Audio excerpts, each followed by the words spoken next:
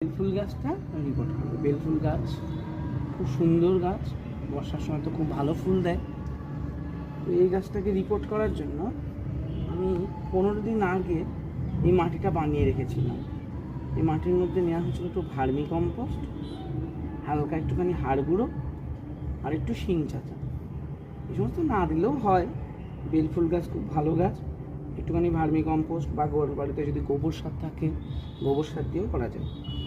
এই মাটিটা রেখে দেওয়ার জন্য এখন যেহেতু বর্ষা, অনেক ঘাস জন্মেছে, এই ঘাসগুলো সব তুলে সুন্দর করে মাটিটা ঝুরঝুরে করে নিলাম। এত ঘাস, সব ঘাসগুলো সব ফেলে দিয়েছি।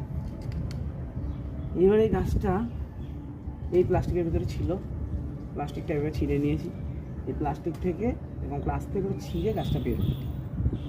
এইবার এই গাছটাকে আমি এই টবের মাটিটা খানিকটা ফাঁকা করে নিলাম, নিয়ে এর ভিতরে একদম ঠিক মাঝখান বরাবর এই গাছটাকে বসাবো। এমনভাবে বসাবো যেন রুট বলটা কোনোভাবে ভেঙে না যায়। এই রুট বলটা যদি ভেঙে যায় তাহলে শিকড়ের অনেক আঘাত লাগবে, গাছটার ক্ষতি হবে। আস্তে করে এই গোড়া থেকে মাটিগুলো এই গাছের গোড়ায় দিয়ে দেবো। মাটিটা অনেক ভিজেই আছে, তাই জন্য আমি আজকে জল দেবো না। যদি মাটিটা ভিজে না থাকে তাহলে এই গাছের গোড়ায় দিয়ে দিতে হবে আর একটু জল। কিন্তু মাটিটা একদমই ভিজে, যেহেতু আমার কদিন ধরে বৃষ্টি হচ্ছে আর এই গাছটা আমি রেখে দিয়েছিলাম, লাগানোর সময়ও পাচ্ছিলাম না।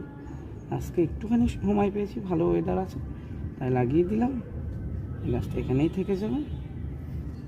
এটাকে প্রথমে হালকা ছায়াযুক্ত জায়গায় রাখবো, তারপরে 1 সপ্তাহ বাদে একে একদম ফুল সানলাইটে দিয়ে দেবো।